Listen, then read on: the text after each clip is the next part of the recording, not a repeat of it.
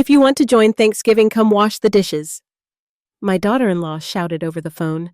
I replied, Enjoy. When she saw the photos of my luxurious villa in Italy, my phone rang 85 times. I'm glad to have you here. Follow my story until the end and comment the city you're watching from so I can see how far my story has reached. The phone rang at exactly 3:05 p.m. on a Tuesday. I remember the time because I was watching my favorite cooking show, the one where they make those elaborate desserts I could never afford to attempt. The shrill sound cut through the peaceful afternoon like a knife through butter. Hello, Helen.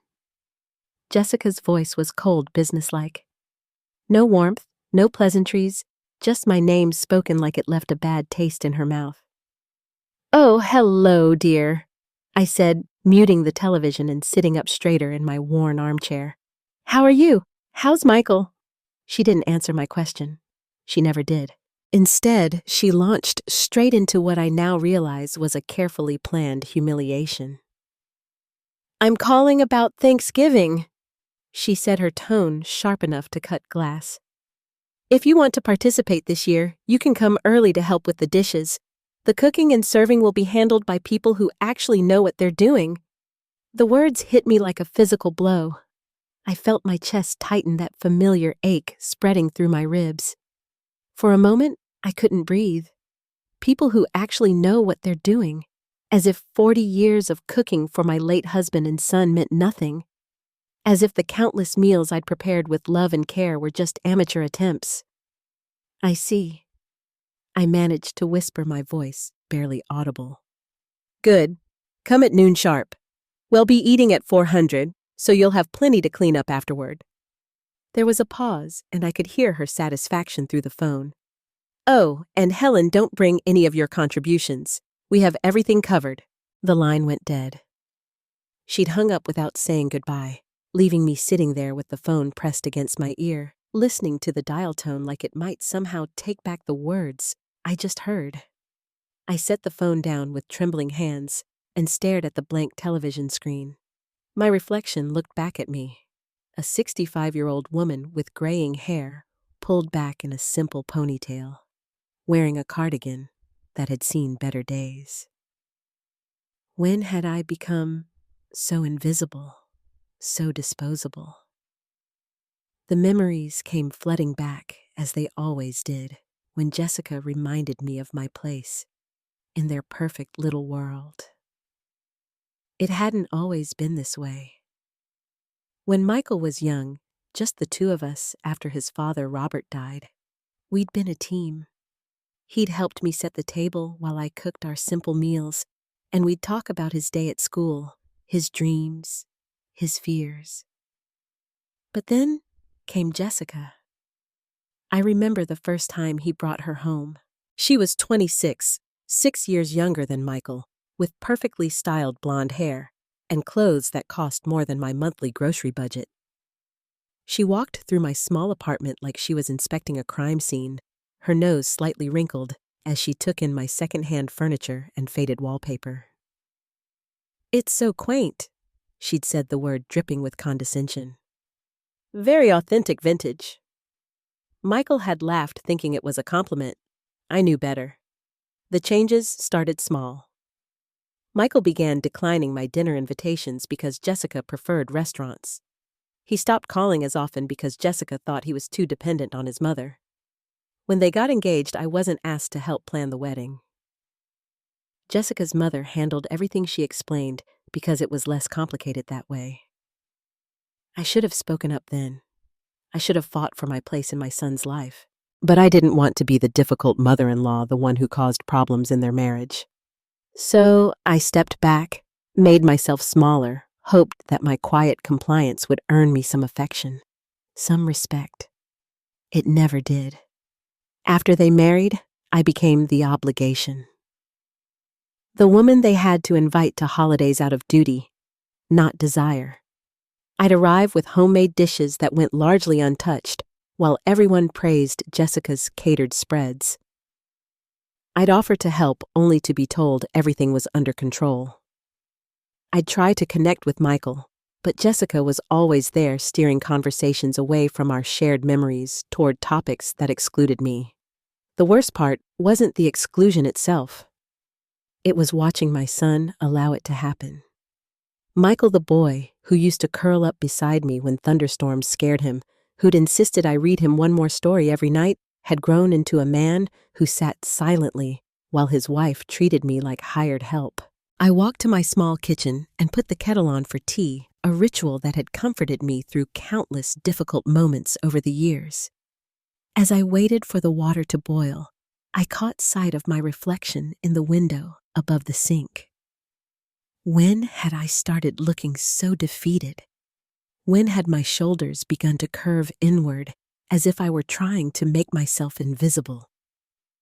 The apartment around me told the story of my diminished life. One bedroom, one bathroom, a living area that served as both dining room and entertainment center. The furniture was clean but worn, collected over decades from thrift stores and garage sales. The walls were bare except for a few photographs of Michael growing up, photos that Jessica had never shown any interest in seeing. I'd been living here for 8 years, ever since I could no longer afford the small house where Michael grew up. The rent was manageable on my modest pension, and I'd convinced myself it was cozy, not cramped. But now, thinking about Jessica's pristine house with its granite countertops and professional-grade appliances, I felt the weight of my reduced circumstances more heavily than ever. The kettle whistled, startling me from my thoughts. As I poured the hot water over my teabag store brand because the good stuff was too expensive, I made a decision that surprised even me. I picked up the phone and dialed Michael's number. "Mom." He sounded surprised. I rarely called him directly, having learned that Jessica preferred to control the flow of communication between us. "Hello, sweetheart," I said, my voice steadier than I felt. "I just wanted to let you know that I won't be coming to Thanksgiving this year." There was a long pause. "What? Why not?" "I think it would be better if you just had it with Jessica's family. No need to complicate things. Mom, don't be ridiculous. Of course you're coming. Jessica just called you, didn't she?" The way he said it told me everything. He knew exactly what his wife had said to me. He'd probably been sitting right there when she made the call, listening to her reduce his mother to a dishwasher. "Yes, she did. And I've decided I have other plans." "What other plans?" His voice carried a note of irritation, as if my having a life outside of serving his family was somehow inconvenient. I looked around my empty apartment, at the silence that had become my constant companion, at the life I'd allowed to become so small that my absence wouldn't even leave a noticeable gap. "I'm going to do something just for me," I said quietly. "Enjoy your Thanksgiving, Michael." I hung up before he could respond, before I could lose my nerve and take it all back. For the first time in years, I'd said no to them. It felt terrifying and liberating all at once. As I sipped my tea in the gathering dusk, I had no idea that this moment of quiet rebellion would change everything. I had no idea that the phone call I'd receive tomorrow would offer me a way out of this prison I'd built around myself. Brick by brick, compromise by compromise. But deep in my chest, beneath the hurt and humiliation, something small and fierce was beginning to stir. Something that had been sleeping for far too long was finally starting to wake up. The letter arrived the next morning, Wednesday, in an expensive cream envelope with my name written in elegant script. I almost threw it away, assuming it was another charity solicitation, but something about the weight of the paper made me pause. The return address read Thompson and Associates Attorneys at Law from a firm in Providence, Rhode Island.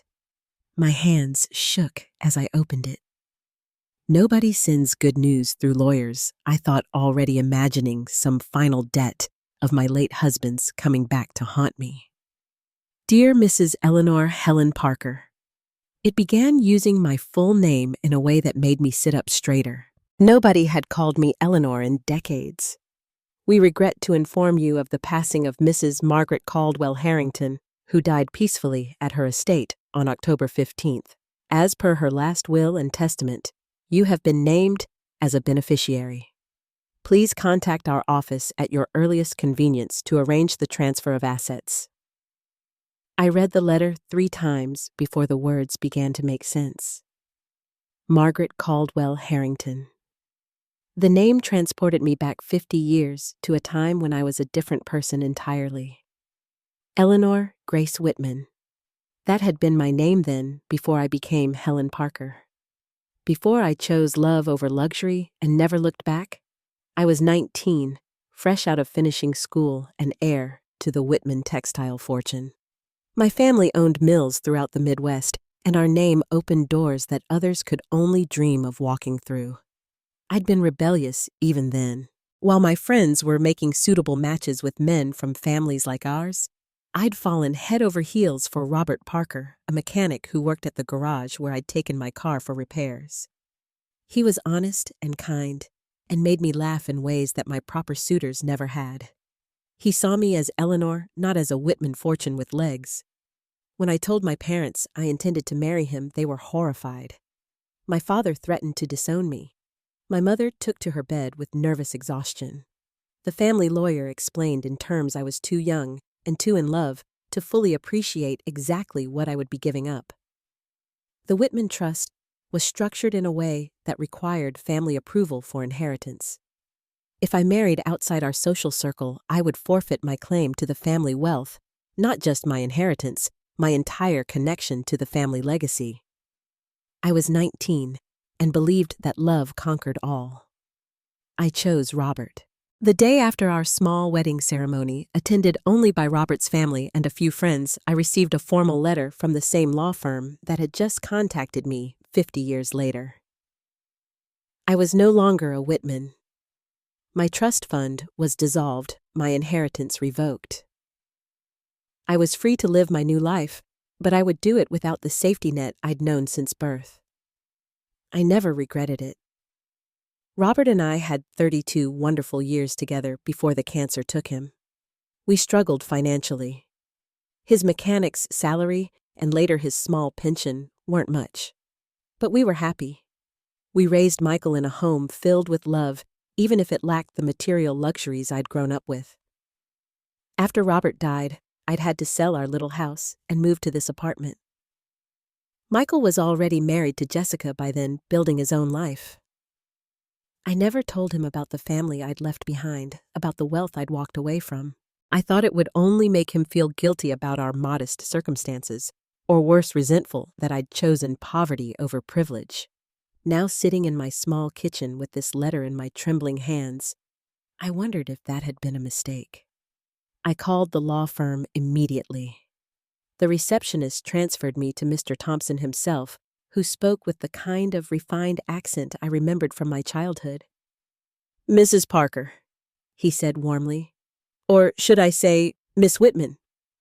Margaret spoke of you often." "She did." My voice came out as barely a whisper. "Oh, yes.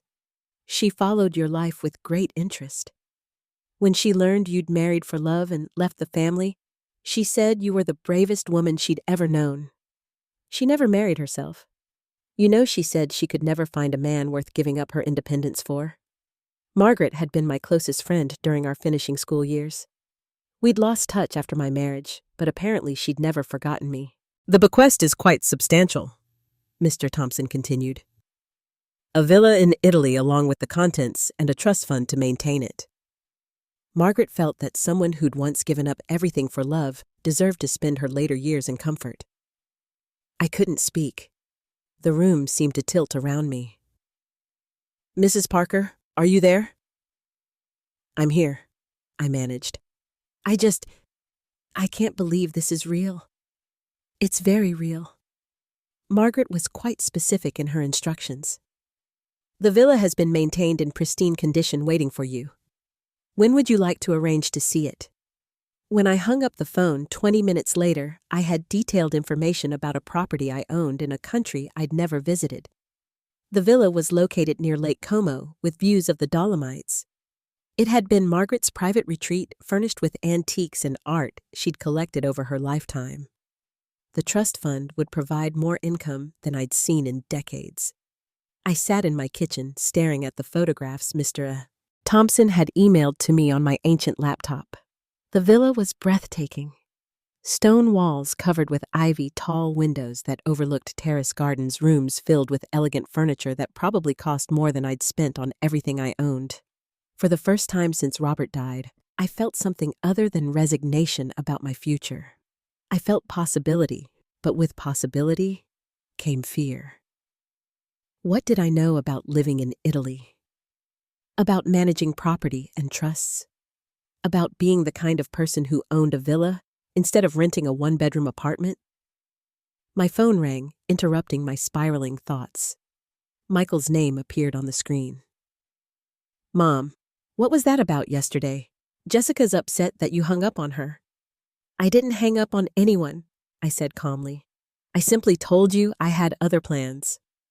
"What plans? You never have plans." The words stung because they were true. When had I become someone who never had plans? When had I accepted that my life was so empty that my absence wouldn't matter? Maybe it's time I started having plans. I said, "Mom, you're being dramatic. Just come to Thanksgiving." Jessica didn't mean anything by what she said. I looked again at the photos on my computer screen, at the life Margaret had left me, at the chance she'd given me to remember who I used to be before I made myself so small. "Actually, Michael, I think I might be traveling for Thanksgiving." Traveling. Where I could hear the disbelief in his voice. Poor old Mom. Traveling. The woman who hadn't been anywhere farther than the grocery store in years. "I'm thinking of going to Europe," I said, surprising myself with how good the words felt as I spoke them. "Italy, specifically." There was a long silence.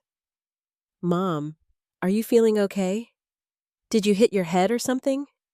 I laughed, and it felt like the first genuine laugh I'd had in months. "No, sweetheart. I think I'm finally feeling like myself again." After I hung up, I called Mr. Thompson back. "I'd like to see the villa as soon as possible," I told him. "Can you arrange for me to fly there next week?" Of course. Margaret would be delighted. As I began to plan my trip, the first real trip I'd taken since my honeymoon 50 years ago, I felt something I'd almost forgotten existed. I felt excited about my future.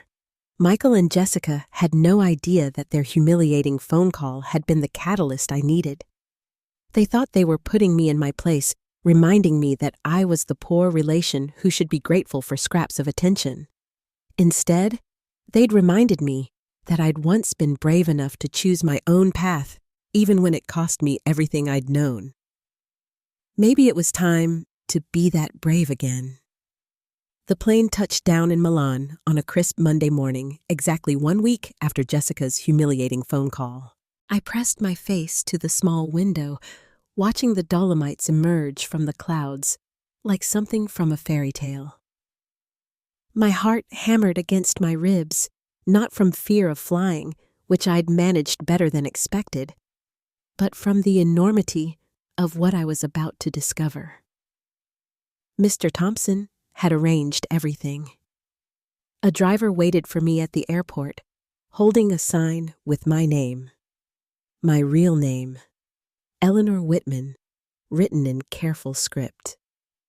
He was a middle-aged Italian man, named Victor, who spoke perfect English with a slight accent that made everything sound more elegant.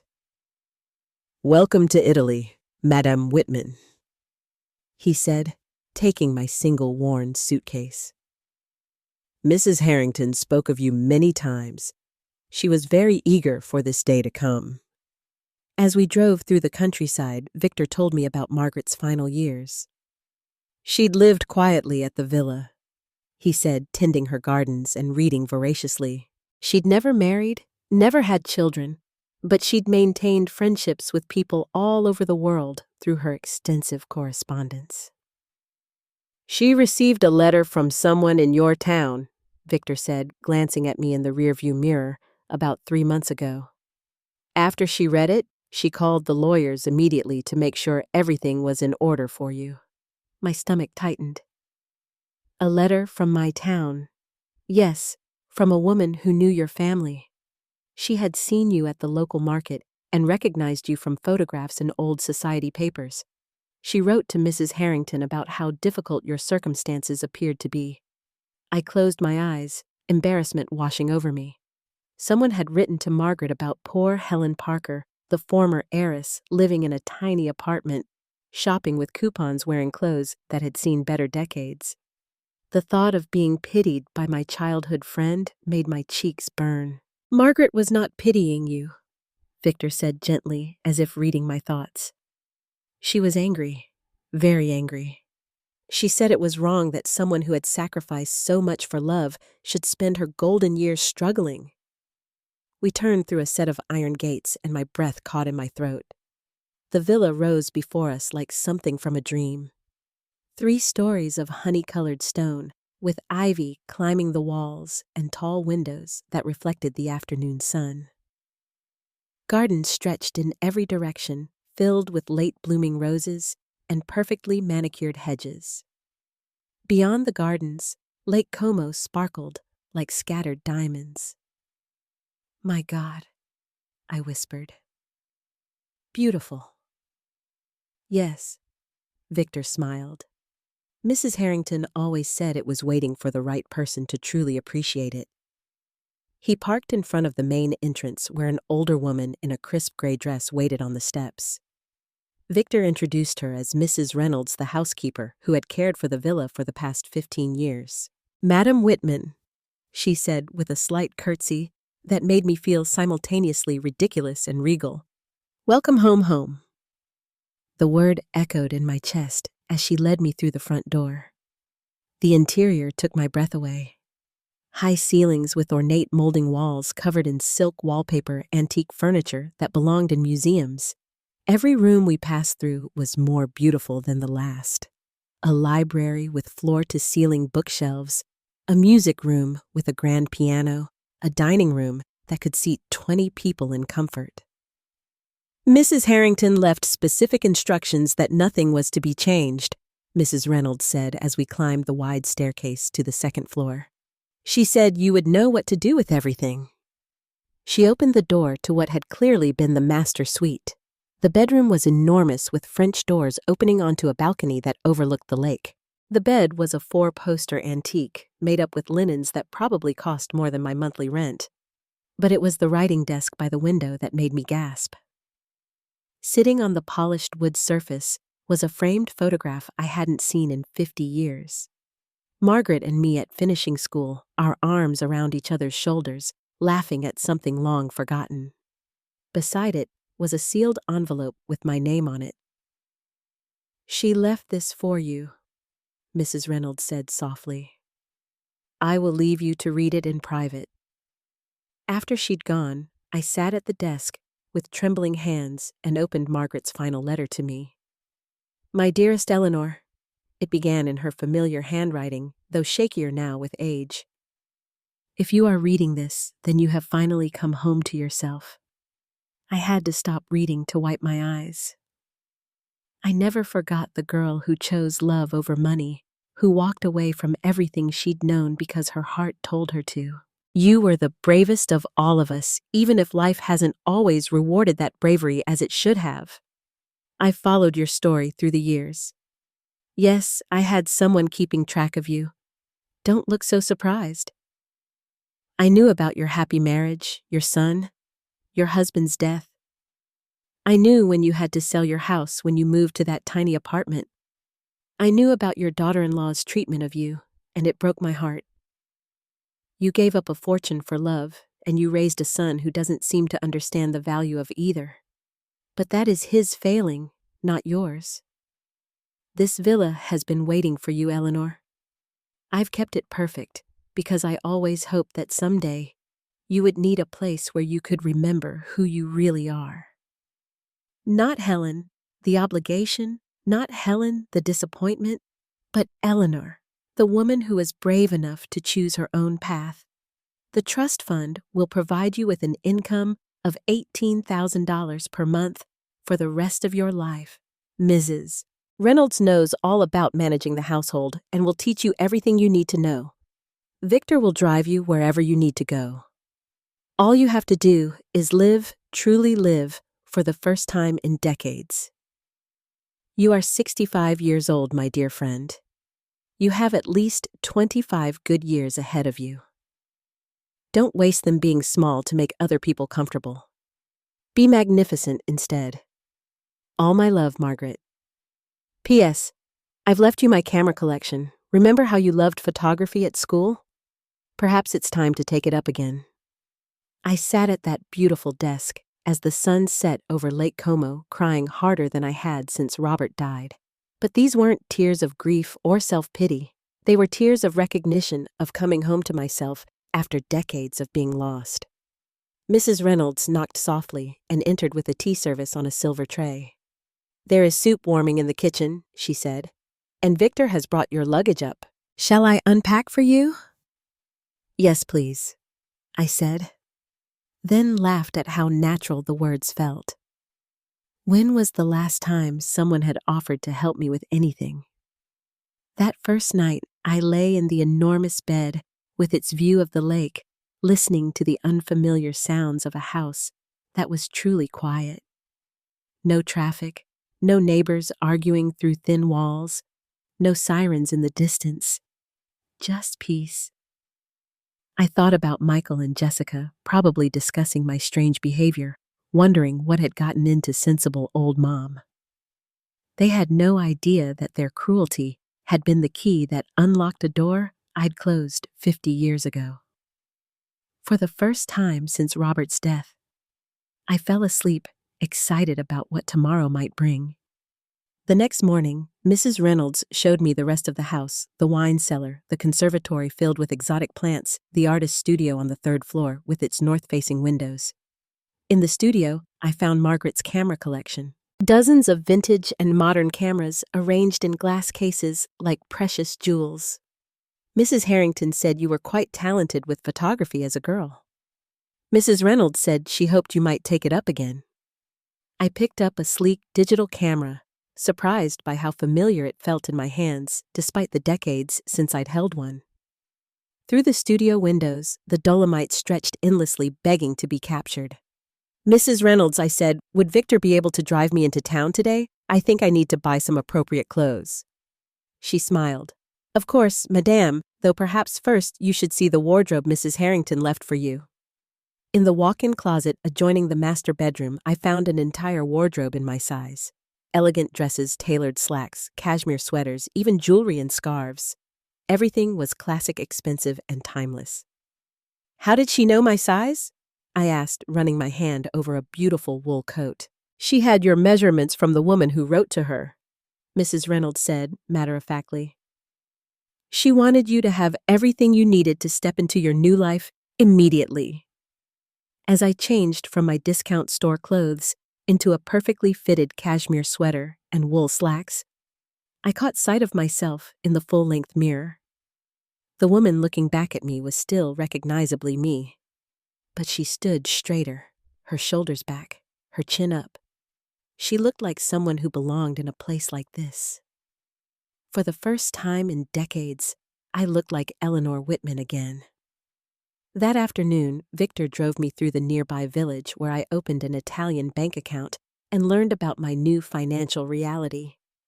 $18,000 a month was more money than I'd seen in years. The banker, a distinguished gentleman who had known Margaret well, assured me that the trust was ironclad and would continue for the rest of my life. Mrs. Harrington was very specific, he said. You are to want for nothing ever again. As we drove back to the villa, I asked Victor to stop at a small cafe overlooking the lake. I ordered coffee and pastry, real pastry, not the store-bought cookies I'd been subsisting on and pulled out one of Margaret's cameras.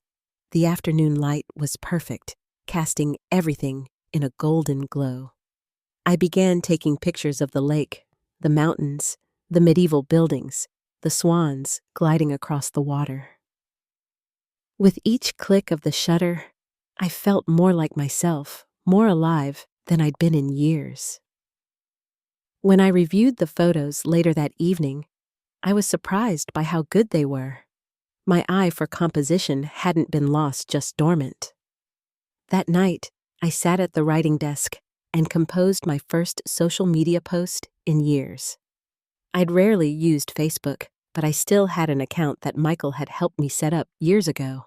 I selected the most beautiful photo from the day the lake at sunset with the Dolomites reflected in the still water and posted it with a simple caption. New adventures begin with a single step. I didn't mention where I was or how I'd gotten there. I didn't explain anything. I simply shared a moment of beauty with the world.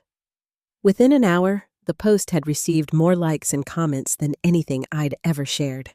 Old friends from high school, distant relatives, even some of Michael's friends were commenting on the stunning photograph and asking where I'd taken it. I smiled and closed the laptop without responding to any of them. Let them wonder. For the first time in my life, I was under no obligation to explain myself to anyone. As I prepared for bed in my beautiful room, I caught sight of myself in the mirror again. The woman looking back at me was transformed, not just by the expensive clothes or the elegant surroundings, but by something deeper. She looked like someone who knew her own worth. Tomorrow, I would explore more of this new world Margaret had given me. I would take more photographs, learn more about my new life, maybe even start planning some changes to make the villa truly mine. But tonight, I was simply grateful. Grateful for a friend who had never forgotten me. Grateful for a second chance I'd never expected. And grateful for the courage to take it. 4 weeks had passed since I'd arrived at the villa, and I was becoming someone I hadn't been in 50 years. Each morning, I woke in the 4-poster bed with Lake Como sparkling outside my windows, and for a few moments, I couldn't quite believe this was my life. Mrs. Reynolds had become more than a housekeeper. She was my guide into a world I'd almost forgotten existed. She taught me the routines of the villa, introduced me to the local merchants who had served Margaret for years, and gently reminded me that I no longer needed to check price tags or count pennies. "Madam," she said one morning as I hesitated over an expensive bottle of wine at the village market, "you must remember this is your life now. Mrs. Harrington wanted you to enjoy every day, not spend it worrying about money. It was harder to adjust than I'd expected. 50 years of careful budgeting, of choosing the generic brand, of making do with less. Those habits didn't disappear overnight. But gradually, I began to understand what Margaret had meant about living magnificently. I started with small things. Fresh flowers in every room, changed twice weekly. The expensive face cream I'd always admired but never bought. Real silk scarves instead of polyester imitations. Each purchase felt like a small act of rebellion against the careful, constrained life I'd been living. The photography was coming back to me with surprising speed. Victor had driven me to different locations each day. Medieval villages nestled in mountain valleys, pristine lakes that reflected snow-capped peaks, vineyards that cascaded down hillsides in perfect rows. I was building a collection of images that captured not just the beauty of Italy, but the joy of rediscovering my own eye for beauty. One afternoon, as I reviewed the day's photos on my laptop, I selected the most striking one, a close-up of frost-covered grapevines with the Dolomites in the background, and posted it to Facebook. As had become my habit, I added no explanation, no location tag, just the image itself. Within minutes, the comments began flooding in. "Helen, this is absolutely breathtaking. Where did you take this? Are you traveling? When did you become such an amazing photographer? This looks like Italy. How can you afford to travel there?" That last comment stung, even though I knew it came from curiosity rather than malice. How could poor Helen Whitman afford Italy, the woman who shopped with coupons and wore the same coat for 5 winters? I closed the laptop without responding, but the comment lingered in my mind. It reminded me that back home, I was still seen as the struggling widow, the woman who lived in a tiny apartment and counted every penny. They had no idea that Eleanor Whitman had awakened from her long sleep. That evening, Mrs. Reynolds knocked on my door as I was getting ready for bed. "Madame," she said, "Victor mentioned that you seemed troubled today. Is everything all right?" I'd grown fond of Mrs. Reynolds over the past weeks. She was probably 10 years younger than me, but she had a maternal way about her that made me feel cared for in a way I hadn't experienced since Robert died. "I was just thinking about home," I said, "about how people see me there." She nodded thoughtfully. Mrs. Harrington struggled with this too when she first inherited money from her family. She said it was difficult to step into a larger life when everyone around you expected you to stay small. What did she do? She decided that other people's expectations were not her responsibility. She said that trying to make yourself small to make others comfortable was a form of self-betrayal. That night, I couldn't sleep. I kept thinking about Margaret's words filtered through Mrs. Reynolds' gentle wisdom. Self-betrayal. Is that what I'd been doing for years? Making myself smaller and smaller to avoid making others uncomfortable. The next morning, I made a decision. I called the local photographer who had been recommended to me, a young woman named Sophie who specialized in portrait photography. "I'd like to have some professional photographs taken," I told her. "Not for any special occasion, just because." She arrived the following afternoon with her equipment and an infectious enthusiasm for her work. She was perhaps 35, with an artistic eye and a gentle way of putting her subjects at ease. "You have wonderful bone structure," she said as she arranged the lighting in the villa's library. "And your eyes, they tell such stories." We spent 2 hours taking photographs. Some were formal portraits in my new elegant clothes. Others were more casual, me reading in the library, tending the garden, standing on the balcony with the lake behind me. With each shot, I felt more like myself, more like the woman I was meant to be. When Sophie showed me the results a few days later, I gasped. The woman in these photographs was radiant, confident, alive. Her silver hair was styled beautifully. Her skin glowed with health and happiness, and her eyes sparkled with intelligence and humor. "Is this really me?" I asked, staring at a particularly striking portrait where I was laughing at something Sophie had said. "This is you as you truly are," she said simply. "Many people spend their whole lives hiding from the camera because they don't like what they see, but you came alive in front of the lens." That evening, I selected my favorite photograph, the one where I was laughing, wearing a beautiful cream-colored cashmere sweater that brought out the warmth in my eyes. I looked happy, sophisticated, and completely at ease in my surroundings. I posted it to Facebook with a simple caption, "Embracing this beautiful season of life." The response was immediate and overwhelming. "Helen, you look absolutely stunning. I barely recognize you. You look 20 years younger. Where are you? You look like you're living in a palace. Is this really you? You look like a completely different person." For the first time since I'd arrived in Italy, I responded to some of the comments. "Thank you for the kind words. I'm discovering that life can be beautiful at any age when you choose to embrace it fully." But it was the private messages that truly revealed how my transformation was being received. Several came from old friends expressing genuine happiness for me, but others carried an undertone of confusion, even resentment. "Helen, I'm so confused. Last month you were living in that tiny apartment, and now you look like you're living like a millionaire. What's going on? It must be nice to suddenly have money to spend on yourself. Some of us are still struggling. I hope you haven't gotten involved with some online scam. These sudden lifestyle changes are usually too good to be true." I stared at these messages, feeling a familiar urge to explain, to apologize, to make myself smaller, so others wouldn't feel uncomfortable with my good fortune. But then I remembered Mrs. Reynolds' words about self-betrayal. Instead of responding to the critical messages, I closed my laptop and walked out onto the balcony. The sun was setting over Lake Como, painting the sky in shades of pink and gold that took my breath away.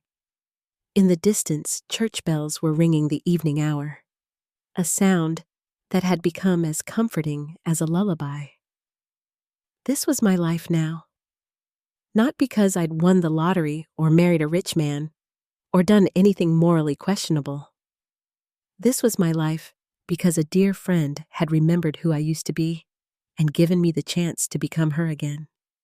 I owed no one an explanation. I owed no one an apology for my good fortune, and I certainly didn't owe anyone the right to make me feel guilty for finally living well. Over the following days, I began posting more frequently pictures of my morning coffee on the terrace, the fresh flowers Mrs. Reynolds arranged each day, the books I was reading in the library, the meals Victor and I shared at charming local restaurants.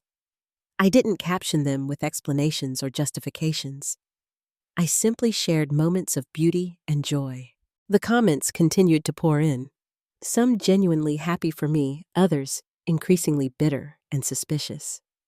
I began to see patterns in who responded with joy and who responded with resentment. The friends who were secure in their own lives celebrated my happiness. Those who were struggling or unhappy seemed to take my transformation as a personal affront. One evening, as I was reviewing the day's comments, my phone rang. Michael's name appeared on the screen and my stomach tightened. I'd been dreading this call, knowing it would come eventually. "Mom," he said, his voice carrying that tone of forced patience I knew so well. "We need to talk." "Hello, Michael. How are you?" "I'm confused, Mom. Really confused. Jessica's been showing me your Facebook posts and we can't figure out what's going on." I took a deep breath, steadying myself. "What do you mean? I mean, where are you getting the money for all this? The clothes, the travel, the fancy restaurants? Last month you were living in that tiny apartment, shopping with coupons, and now you're posting pictures that look like you're living in some luxury resort." "I'm living comfortably," I said, carefully. "Mom, comfortable doesn't cover it. You look like you've won the lottery. And that apartment, is that where you're staying? It looks like it costs more per night than most people make in a month." I could hear Jessica's voice in the background, though I couldn't make out the words. Whatever she was saying, it was clearly agitating Michael further. "Mom, Jessica thinks you might be getting scammed. You know those online romance things where older people get taken advantage of. Have you been talking to someone online? Someone who's convinced you to spend money you don't have?" The implication hit me like a slap. In their minds, the only way poor knave Helen could suddenly be living well was if she was being deceived by criminals. "Michael," I said, my voice colder than I'd ever heard it, "I'm not being scammed. I am not delusional, and I am not your concern." "Of course you're my concern. You're my mother. We're worried about you. You weren't worried about me when you let your wife tell me I could wash dishes at Thanksgiving. You weren't concerned when I was living alone in that apartment, struggling to make ends meet. Your concern seems to be very selective." There was a long silence. In the background, I could hear Jessica saying something urgent, but Michael shushed her. "Mom, that's not fair. We've always cared about you. Have you?" I asked quietly, because caring usually involves actually asking someone how they are, not just assuming they're being foolish when their circumstances improve. "So how are your circumstances improving? Can you at least tell me that?" I looked around my beautiful bedroom, at the life Margaret had given me, at the photographs I'd taken that were scattered across the writing desk. I thought about the trust fund that would support me for the rest of my life, about the friends I was making in the village, about the woman I was rediscovering in the mirror each morning. "I can tell you that I'm happier than I've been in years," I said. "I can tell you that I'm finally living the life I was meant to live. And I can tell you that I'm not asking you for anything, not your approval, not your understanding, and certainly not your permission." Mom, you're scaring us. You're good, I said, surprising myself with how much I meant it.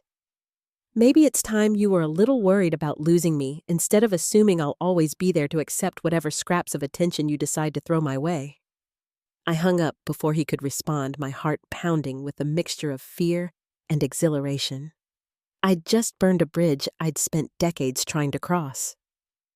But as I looked out at the lake glowing silver in the moonlight, I realized I didn't want to cross that bridge anymore. I wanted to build something new, something better, something worthy of the woman I was becoming. The next morning, Mrs. Reynolds brought my coffee with a knowing smile. "You look lighter today, madame," she said, "like a weight has been lifted." "I think it has," I said, raising my cup and a small toast to the new day. "I think it finally has." The morning after my conversation with Michael, I woke to find 19 missed calls on my phone. 19. I stared at the screen in disbelief as I counted them. 13. From Michael, 3 from numbers I didn't recognize, and 3 from what appeared to be Jessica's cell phone, though she'd never called me directly before. My voicemail was full. As I listened to the messages over my morning coffee served by Mrs. Reynolds on the finest china, I felt like I was watching a slow-motion car accident unfold. Michael's first message was apologetic. "Mom, I'm sorry about how that call ended. Please call me back. Jessica and I are just worried about you." By the 5th message, his tone had shifted to frustration. "Mom, this silent treatment isn't helping anyone. We need to know what's going on. This isn't like you." The later messages grew increasingly desperate.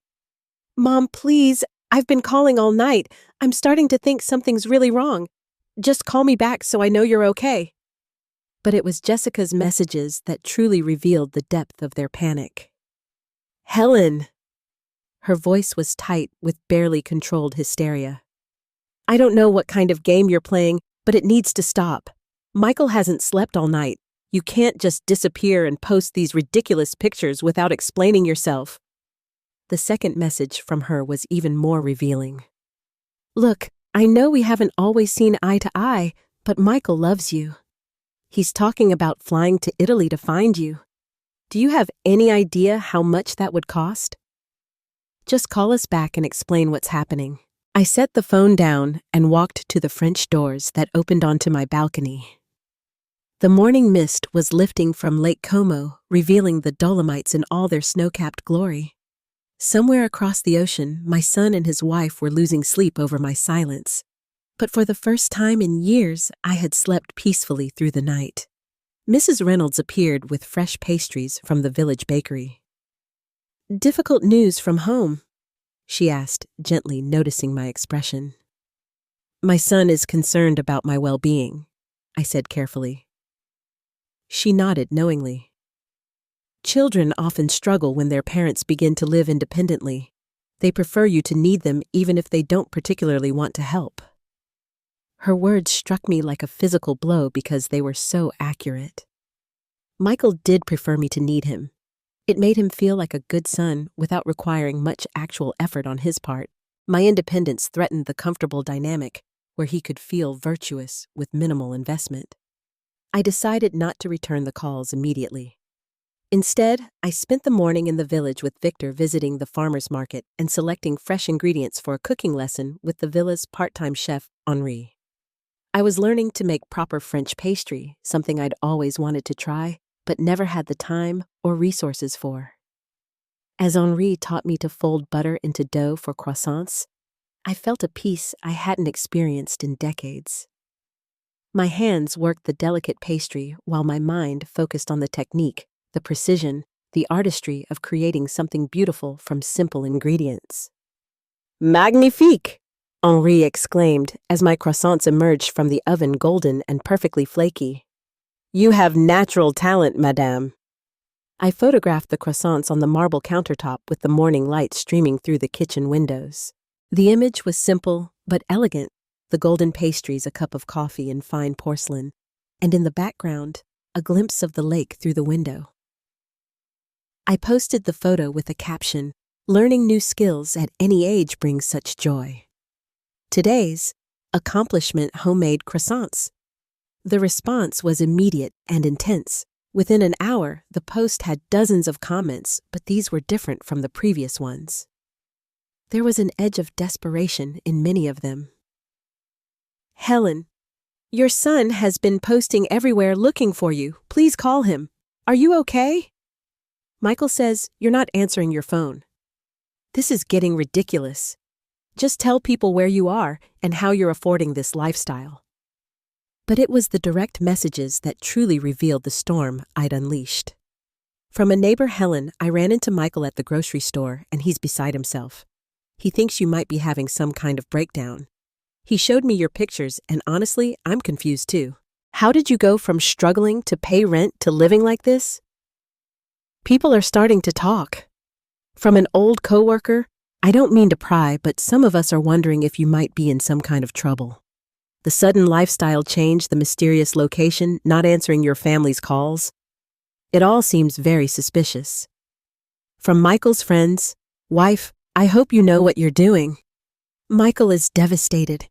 Jessica says he's been awake for 2 days straight trying to figure out where you are. Is this really worth destroying your relationship with your only child? That last message made me set down my phone with shaking hands. Destroying my relationship with my only child, as if I was the one who had spent years allowing that relationship to deteriorate through neglect and disrespect. My phone rang again. This time, it was a number I didn't recognize with a local area code from home. Hello? I answered cautiously. Mrs. Parker, this is Officer Reynolds with the local police department. Your son filed a welfare check request. He's concerned that you might be missing or in danger. My heart stopped. I'm not missing, officer. I'm traveling. I understand that, ma'am, but your son says you're not responding to his calls, and your recent social media activity suggests you might be in a vulnerable state. He's worried that someone might be taking advantage of you. The humiliation burned in my chest. My own son had called the police on me because I was living too well for his comfort. Officer Reynolds, I said, my voice steadier than I felt.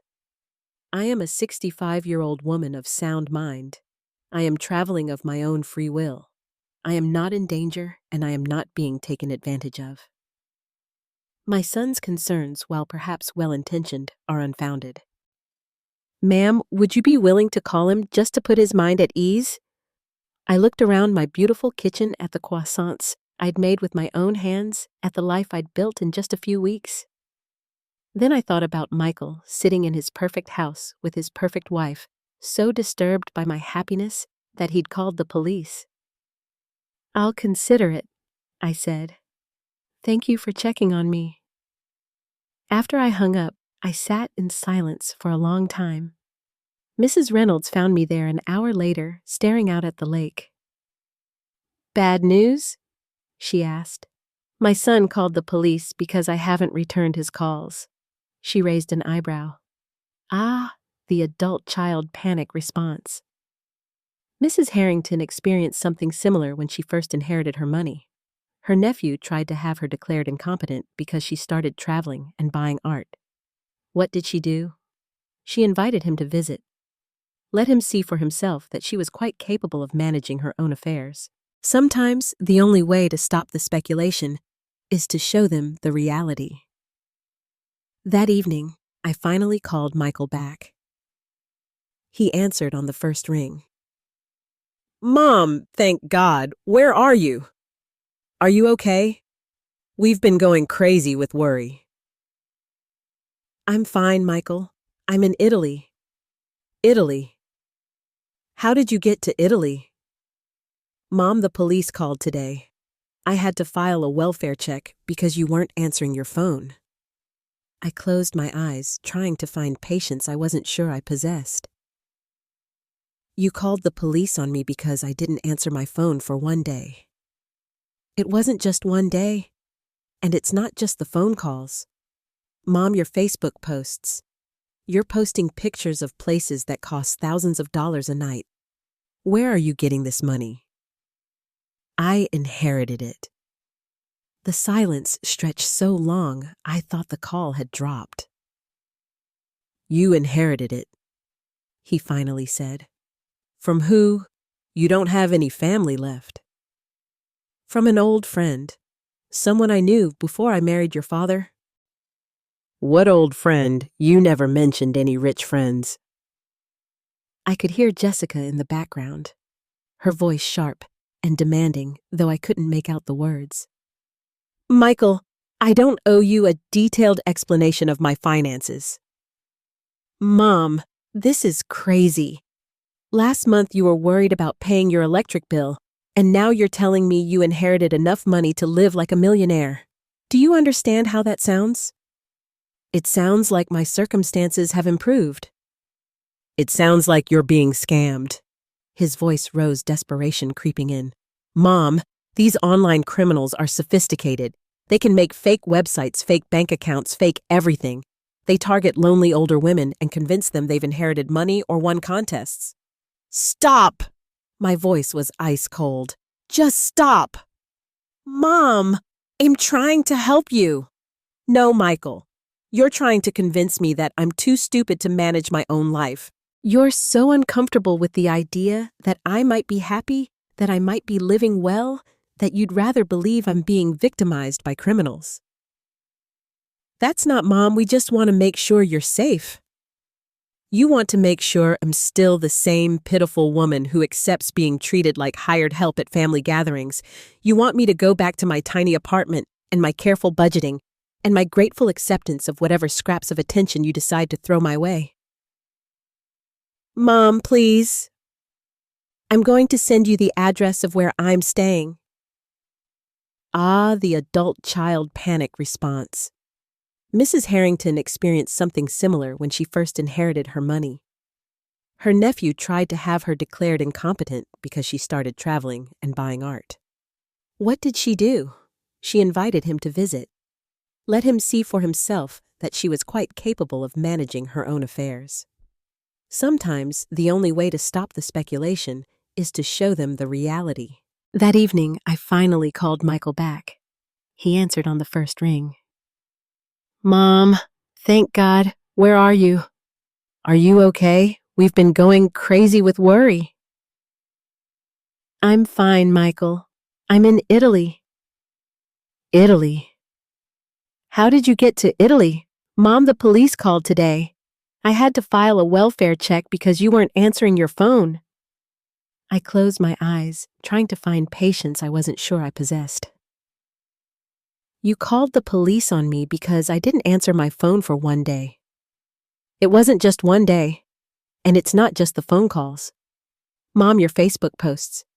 You're posting pictures of places that cost thousands of dollars a night. Where are you getting this money? I inherited it. The silence stretched so long, I thought the call had dropped. You inherited it, he finally said. From who you don't have any family left.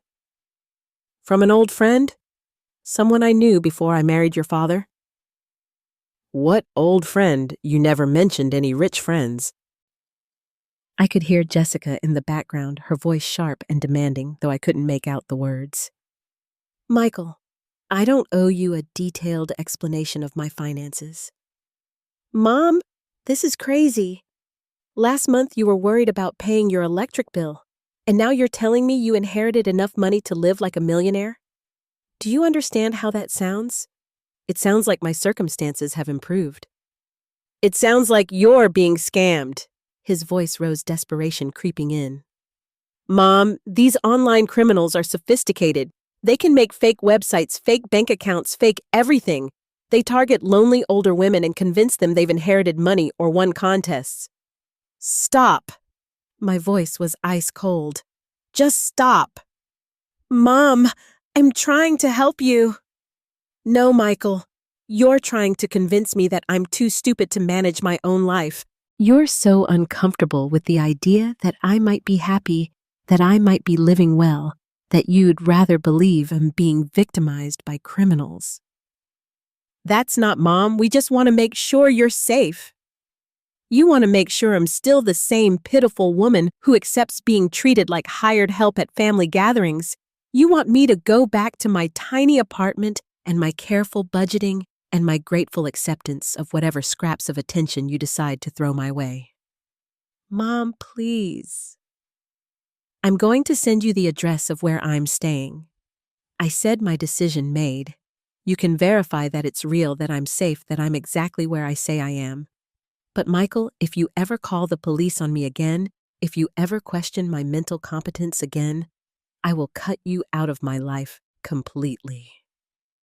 I hung up and immediately sent him the villa's address, along with Mrs. Reynolds's phone number, as a contact person. Then I did something that felt both terrifying and liberating.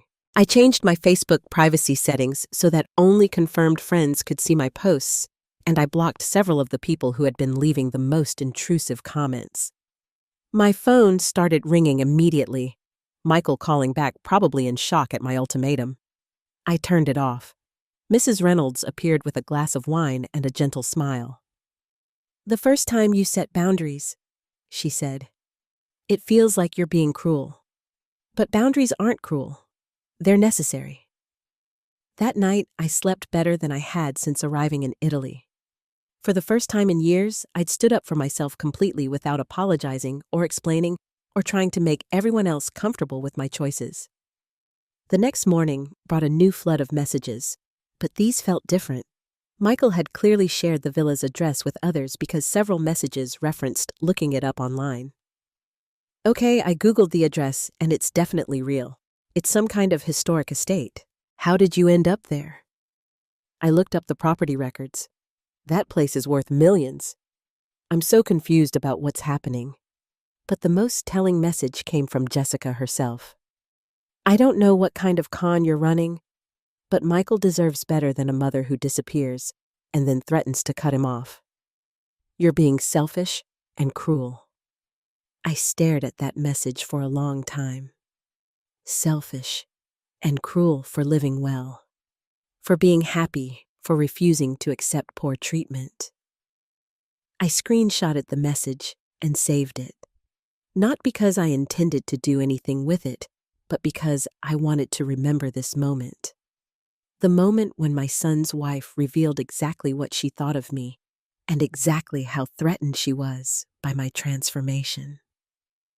As I sipped my morning coffee on the balcony, watching the swans glide across Lake Como, I realized something profound had shifted. I was no longer afraid of their disapproval. I was no longer desperate for their acceptance. For the first time in my adult life, I was free. But freedom, I was about to learn, came with a price. And Michael and Jessica weren't finished trying to drag me back into the small, manageable life they preferred me to live. 3 months had passed since I'd last spoken to Michael, and the silence had become a gift I hadn't known I needed. Christmas was approaching. My first Christmas in Italy. My first Christmas in decades, without the weight of obligation pressing down on my shoulders. Mrs. Reynolds had decorated the villa beautifully with garlands of fresh evergreen and white lights that reflected off the lake like fallen stars. The grand fireplace in the main salon crackled with warmth, and the scent of cinnamon and cloves from her holiday baking filled the air. "Will you miss your traditional celebrations?" she asked one snowy evening as we sat by the fire. She with her knitting and me with a book of Italian history. "I thought I would," I said honestly, "but I don't." For years, Christmas meant walking on eggshells, trying not to say the wrong thing, being grateful for the privilege of washing dishes after dinner. This feels like the first real Christmas I've had in decades. She smiled knowingly. Mrs. Harrington used to say that the holidays revealed the truth about relationships. The people who truly love you want you to be happy. The others want you to be useful. That wisdom proved prophetic when my phone rang on December 22nd. Michael's name appeared on the screen, and after a moment's hesitation, I answered. "Hello, Michael?"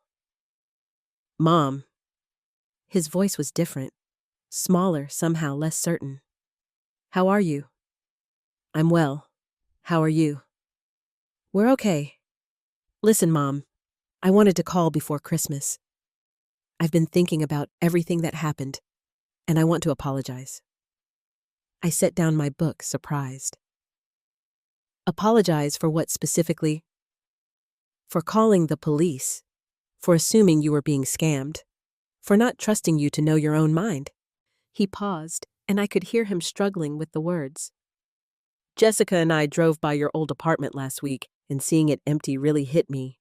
You're really gone. Yes, I am. I looked up that villa online. It's incredible, Mom. I had no idea you had connections to that kind of wealth. There's a lot you don't know about me, Michael. There's a lot I never told you. Why didn't you about your family, about your past? I stood and walked to the window, watching the snow fall silently onto the manicured gardens. How do you explain to your adult child that you'd hidden your past to protect them from feeling guilty about choices made before they were born? Because I wanted you to love me for who I was, not what I'd given up. And because I was afraid you'd think less of your father if you knew what I'd walked away from to marry him. I could never think less of Dad. I know that now, but I was very young when I made those decisions, and I thought I was protecting you both.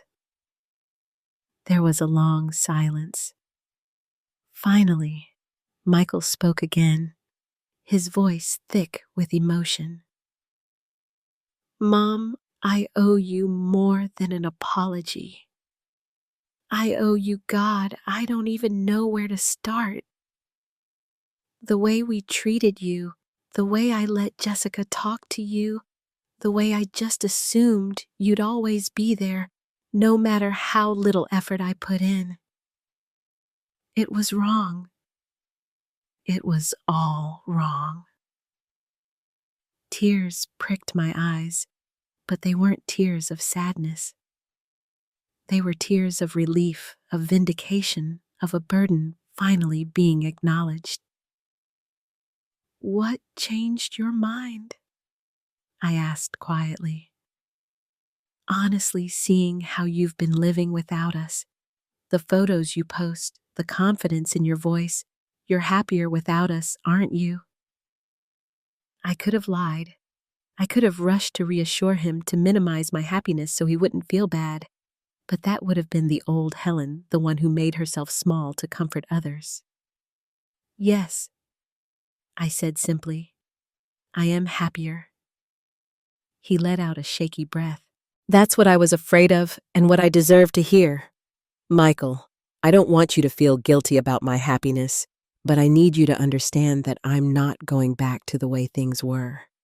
This isn't a phase or a rebellion. This is who I am now. I know. And I want to know this person if you'll let me the real you, not the version of you that we forced you to be.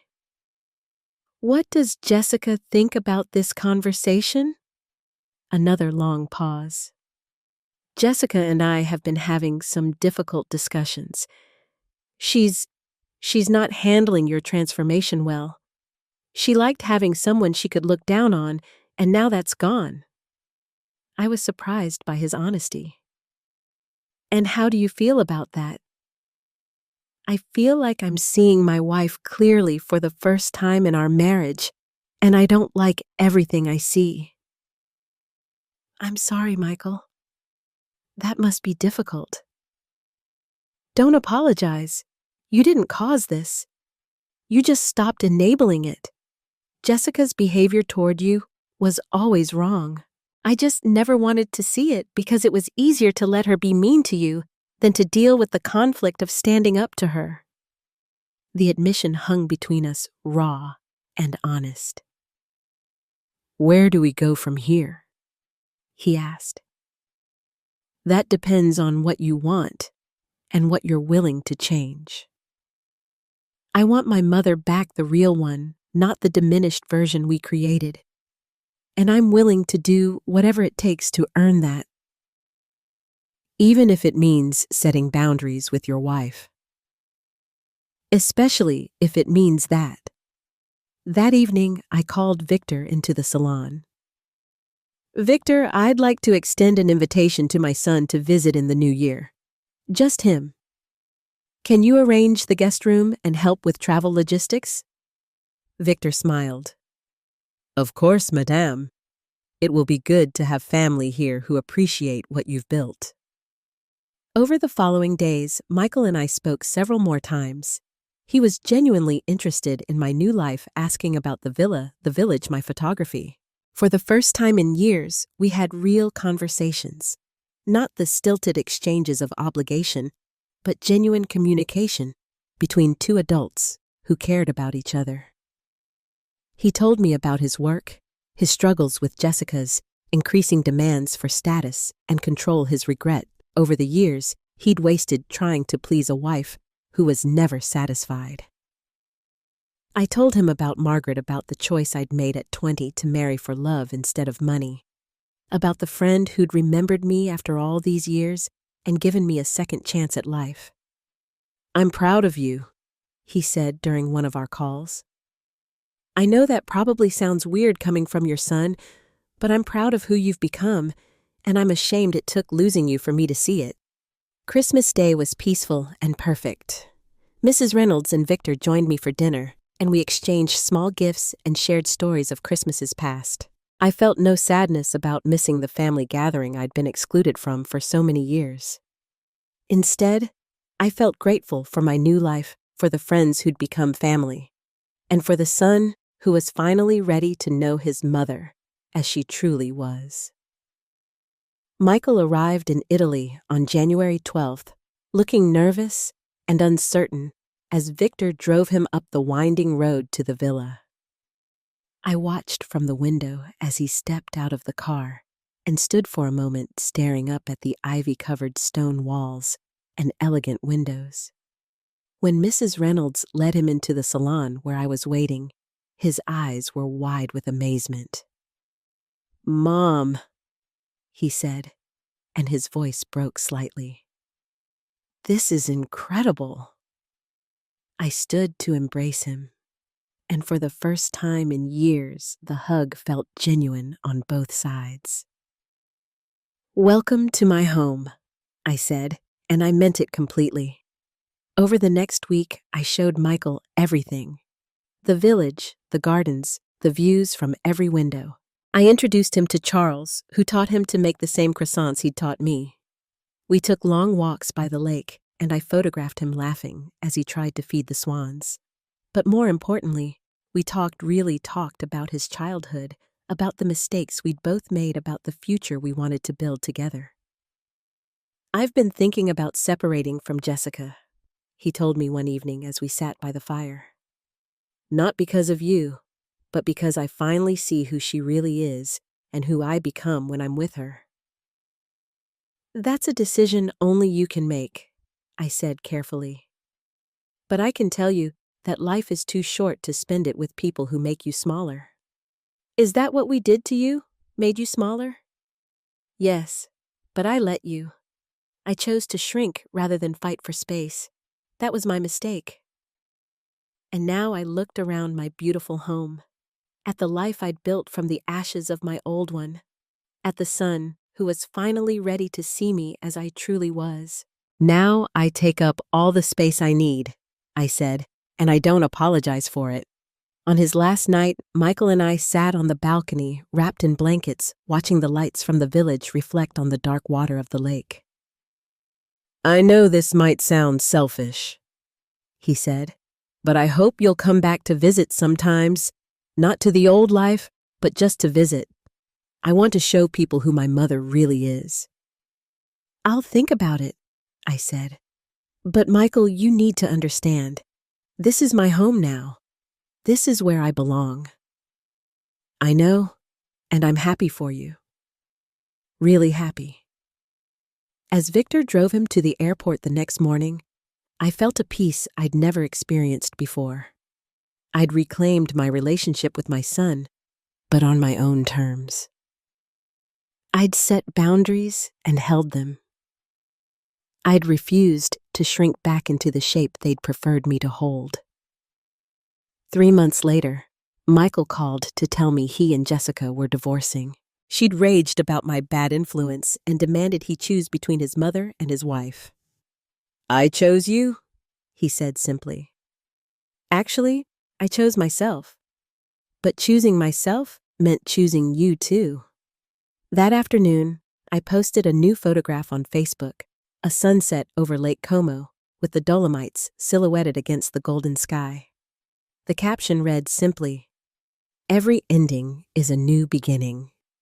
The comments were warm and supportive, now mostly from people who'd come to understand that my transformation was real and permanent. The bitter voices had gradually fallen away, blocked, or simply choosing to disengage when they realized I wasn't going back to being the person they could pity or control. But it was Michael's comment that made me smile the most, so proud of my amazing mother. Can't wait to visit again soon. As I closed my laptop and prepared for another peaceful evening in my beautiful home, I reflected on the journey that had brought me here. A cruel phone call from my daughter-in-law meant to put me in my place had instead awakened something in me that I'd thought was lost forever. I was Eleanor Fairchild again. Not the frightened 20-year-old who'd given up everything for love, but the woman she'd grown into. Confident, independent, unashamed of taking up space in the world. Margaret had been right. I'd had 25 good years ahead of me when she left me this gift, and I intended to live every single one of them magnificently. Outside my windows, Lake Como stretched endlessly toward the horizon, reflecting the stars beginning to appear in the darkening sky. Somewhere across the ocean, there was a Thanksgiving table where my absence had once been mandated, where I'd been told I could wash the dishes if I wanted to participate.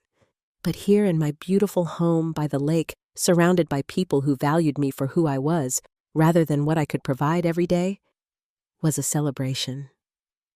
I was finally completely free. Now I'm curious about you who listened to my story. What would you do if you were in my place? Have you ever been through something similar? Comment below. And meanwhile, I'm leaving on the final screen 2 other stories that are channel favorites, and they will definitely surprise you. Thank you for watching until here.